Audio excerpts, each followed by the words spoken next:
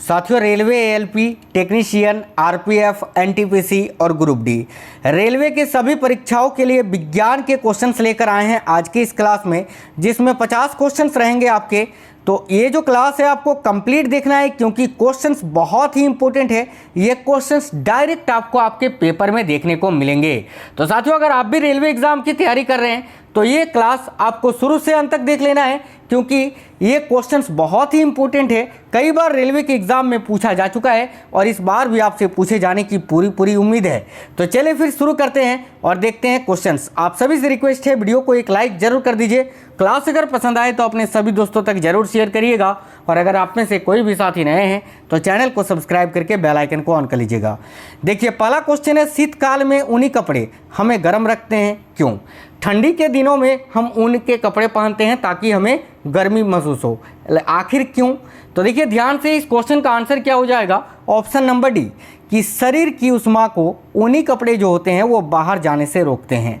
Correct आएगा option number D. ठीक है, आगे देखिए नेक्स्ट है, मुंह पर गुब्बारा बांध। ठीक है, मुंह पर गुब्बारा बंद कांच की खाली बोतल को गर्म पानी में रखने पर गुब्बारा फूलने लगता है, इसका कारण क्या है? तो साथियों इसका कारण ये है कि गर्म पानी में बोतल की हवा का ताप जो होता है वो क्या होता है? बढ़ जाता है। तो ऑप्शन नंबर डी इस क्वेश्चन का करेक्ट आंसर हो जाएगा। अगला है प्रिंटर। देखिए प्रिंटर, मॉनिटर जैसे आदि जैसे पेरिफेरल उपकरणों को क्या माना जाता है? तो प्रिंटर, मॉनिटर आदि पेरिफेरल उपकरणों को क्या माना जाता है? तो देखिएगा यहाँ आपका करेक्ट आंसर क्या हो जाएगा? तो हार्डवेयर माना जाता है। ऑप्शन नंबर ए करेक्ट होगा, हार्डवेयर। नेक्स्ट है, मनुष्य आर्द्रता से परेशानी महसूस करता है, इसका निम्न में से उपयुक्त कारण क्या है? तो देखते हो ना, मनुष्य जो है आर्द्रता के कारण गर्मी के दिनों में अधिक परेशानी महसूस करता है, इसका कारण क्या है? तो करेक्ट आएगा ऑप्शन नंबर सी, पसीना का आर्द्रता के कारण वाष्पित नहीं होना। नेक्स्ट है, निम्नलिखित प्रकार के कांचों में से कौन सा एक पराबैंगनी किरणों का विच्छेदन कर सकता है? तो वह निम्नलिखित प्रकार के कांचों में से कौन सा एक कांच है जो कि पराबैंगनी किरणों का विच्छेदन कर सकता है? तो करेक्ट आएगा ऑप्शन नंबर डी, क्रुक्स कांच। याद रखिएगा, क्रुक्स ग्लास। नेक्स्ट है, किस वैज्ञानिक ने सर्वप्रथम बर्फ के दो टुकड़ों को आपस में घिसकर पिघला दिया था? तो देखिए किस वैज्ञानिक ने सर्वप्रथम बर्फ के दो टुकड़ों को आपस में घिसकर पिघला दिया था? तो याद रखिए करेक्ट आंसर होगा डेवी ने, हम्फ्री डेवी ने। ठीक है, ऑप्शन नंबर सी करेक्ट होगा। आगे देखिए, पेरिविन चिड़िया, पेरिवन नामक चिड़िया ये कहाँ पाई जाती है? काफ़ी अच्छा क्वेश्चन है। तो याद रखना, पेरिवन चिड़िया जो है ये अंटार्कटिका में पाई जाती है। Option number C Antarctica correct होगा। गर्म करने से विस्तारण पर क्या प्रभाव पड़ता है? तो देखिए गर्म करने से विस्तारण क्या होता है? पदार्थ का घनत्व को घटा देता है। करेक्ट आएगा ऑप्शन नंबर सी, पदार्थ के घनत्व को घटा देता है। एसिटिलीन का आईयूपीएसी नेम क्या होता है? बहुत ही अच्छा क्वेश्चन है। तो एसिटिलीन का आईयूपीएसी नेम होता है इथाइन। याद रखिए ऑप्शन नंबर बी करेक्ट होगा, इथाइन। एक बार किसके बराबर होता है? तो एक बार बराबर कितना पास्कल होता है ये पूछा जा रहा है। तो देखिए एक बार बराबर 10 का पावर 5 पास्कल होता है, ये याद रखना है। तो करेक्ट आएगा 10 का पावर 5 पास्कल। इसको 105 नहीं पढ़ना, 10 का पावर 5 है ये। ठीक है, चलिए नेक्स्ट क्वेश्चन देखिए, हेलोजन लैंप का तंतु किस मिश्र धातु का होता है? काफ़ी अच्छा क्वेश्चन है। तो याद रखिए हेलोजन लैंप का जो तंतु होता है वो टंगस्टन एवं आयोडीन का होता है। करेक्ट आएगा ऑप्शन नंबर ए। 1 नैनोमीटर बराबर कितना होता है? तो देखिए 1 नैनोमीटर बराबर तो होता है 10 का पावर -9 मीटर। ठीक है, लेकिन यहाँ ऑप्शन आपका सेंटीमीटर में दिया हुआ है, मीटर में नहीं है। तो सेंटीमीटर में जब आपसे पूछे तो 10 का पावर -7 सेंटीमीटर होता है। करेक्ट आएगा ऑप्शन नंबर बी, याद रखना है आपको। आगे देखिए, निम्नलिखित में से किसमें एंजाइम नहीं है? चलिए देखते हैं ऑप्शंस। तो देखिए शैवाल में भी एंजाइम होता है, लाइकेन में भी होता है, जीवाणु में भी होता है, विषाणु में एंजाइम नहीं होता है, वायरस में। तो करेक्ट आएगा ऑप्शन नंबर बी, विषाणु वायरस। अगला है, जल के अंदर पड़ी हुई मछली किस कारण से अपनी वास्तविक गहराई से कुछ ऊपर उठी हुई दिखाई देती है? तो जल के अंदर पड़ी हुई मछली किस कारण से अपनी वास्तविक गहराई से कुछ ऊपर उठी हुई दिखाई देती है? तो करेक्ट आएगा प्रकाश के अपवर्तन के कारण। ऑप्शन नंबर बी करेक्ट होगा। शरीर में लाल रक्त कणिकाएं कितने दिनों तक जीवित रहती हैं? तो शरीर में लाल रक्त कणिकाएं जो है 120 दिनों तक जीवित रहती हैं। ऑप्शन नंबर बी करेक्ट हो जाएगा। नाड़ी दर कहाँ से मापा जाता है? तो भाई नाड़ी दर जो है वो धमनी से मापा जाता है, क्योंकि साथियों धमनी में शुद्ध रक्त होता है तो वहीं से मापा जाएगा। ऑप्शन नंबर बी धमनी करेक्ट होगा। निम्नलिखित में से कौन अर्धचालक नहीं है? ठीक है, तो देखिएगा जर्मेनियम भी अर्धचालक है, सिलिकॉन भी अर्धचालक है, सेलेनियम भी अर्धचालक है, आर्सेनिक ये अर्धचालक नहीं है, तो ऑप्शन नंबर डी करेक्ट होगा, आर्सेनिक। आगे देखिए विश्व वन्य जीव, विश्व वन्य जीवों कोष का प्रतीक क्या है? तो विश्व वन्य जीव कोष का प्रतीक क्या है? याद रखिए लाल पांडा। ऑप्शन नंबर सी करेक्ट हो जाएगा। आगे देखिए निम्न में से कौन सा तत्व जर्मन सिल्वर में उपस्थित नहीं होता है? तो जर्मन सिल्वर में इनमें से कौन सा तत्व एक नहीं होता है? देखिए जर्मन सिल्वर में तांबा होता है, जस्ता होता है, निकेल भी होता है, एल्युमिनियम इसमें नहीं होता है। करेक्ट आएगा ऑप्शन नंबर बी एल्युमिनियम। निम्नलिखित में से कौन शुष्क धुलाई के काम में आता है? तो भाई शुष्क धुलाई के काम में इनमें से कौन सा आता है? तो बेंजीन याद रखिएगा, ऑप्शन नंबर है बेंजीन। किस पेट्रोलियम कंपनी ने स्पीड नामक एक उच्च गुणवत्ता वाले पेट्रोल को बाजार में उतारा है? तो करेक्ट आएगा भारत पेट्रोलियम ने, ऑप्शन नंबर ए।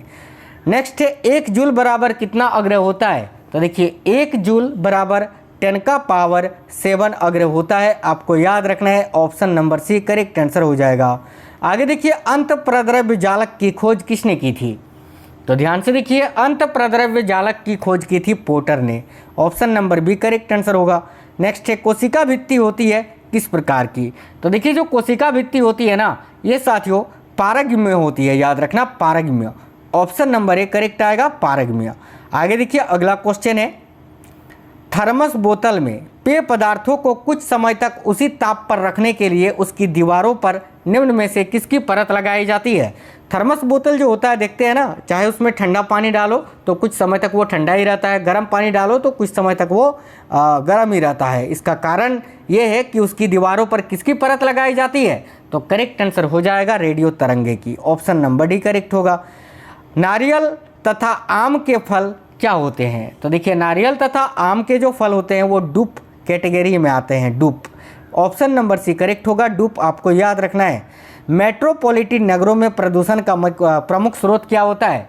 तो याद रखिए मेट्रोपॉलिटन नगरों में प्रदूषण का प्रमुख स्रोत होता है स्वचालित वाहन, ठीक है, ऑप्शन नंबर बी वाहन। मानव नेत्र एक कैमरे के समान है, अतः इससे एक लेंस निकाय है, तो नेत्र लेंस क्या बनाता है? तो देखिए मानव नेत्र एक कैमरे के समान है, अतः इसमें एक लेंस निकाय है, तो नेत्र लेंस क्या बनाता है? तो देखिए करेक्ट आंसर होगा ऑप्शन नंबर सी, दृष्टि पटल पर पिंड का प्रतिलोमित और वास्तविक प्रतिबिंब बनाता है, ऑप्शन नंबर सी करेक्ट आएगा। किसी चुंबक की आकर्षण शक्ति सबसे कम कहाँ पर होती है? तो मान लेते हैं ये एक मैग्नेट है, ठीक है, मान लेते हैं कि ये एक मैग्नेट है, ठीक है, तो यहाँ पर 2 ध्रुव है ए और बी, तो यहाँ पर जो है ना ये जो चुंबक है इसकी सबसे कम आकर्षित शक्ति कहाँ पर होगी? तो मध्य में, इसके बीच में, याद रखना करेक्ट आएगा मध्य में, और सबसे अधिक होगा दोनों किनारों पर, ए और बी पॉइंट पर सबसे अधिक होगा और सबसे कम होगा बीच में, याद रखना। मानव शरीर का कौन सा अंग पुनरुद्धावन को प्रदर्शित करता है? तो देखिए मानव शरीर का कौन सा अंग है जो कि पुनरुद्धावन को प्रदर्शित करता है? तो करेक्ट आंसर होगा यकृत यानी लीवर। नेक्स्ट क्वेश्चन देखिएगा, देखिए अगला क्वेश्चन है वर्गीकरण की आधारीय इकाई क्या होती है? तो भाई वर्गीकरण की आधारीय इकाई है species, option number C right होगा। एक कोशिका आयतन में बढ़ती है जब वह रखी जाती है किस प्रकार के विलयन में? तो जब एक कोशिका को एक अल्प प्रसारी विलयन में रखा जाता है तो क्या होता है? उसका आयतन बढ़ता है।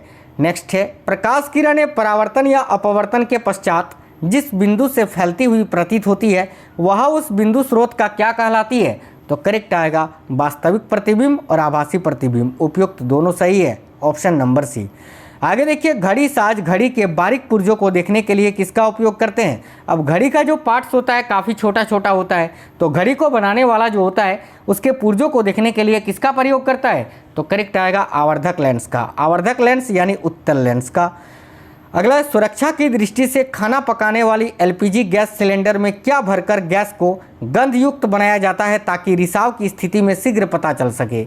यानी सुरक्षा के लिए जो गैस में हम खाना बनाते हैं, खाना पकाते हैं एलपीजी, ठीक है, उसमें गंध के लिए किस तत्व का, किस पदार्थ का प्रयोग किया जाता है ताकि जब गैस लीक होता है तो हमें पता चलता है? तो याद रखना मरकैप्टन, इथाइल मरकैप्टन। नेक्स्ट आएगा लूनर कास्टिक का रासायनिक नाम क्या होता है? तो देखिए लूनर कास्टिक का रासायनिक नाम होता है silver nitrate. Option number B right answer हो जाएगा। विद्युत चुंबक नर्म लोहे के बनाए जाते हैं क्यों? देखते हो ना, विद्युत चुंबक जो होते हैं हमेशा नर्म लोहे के बनाए जाते हैं, क्योंकि अधिक चुंबकीय प्रवृत्ति तथा अधिक धारण क्षमता के कारण। ऑप्शन नंबर सी राइट होगा।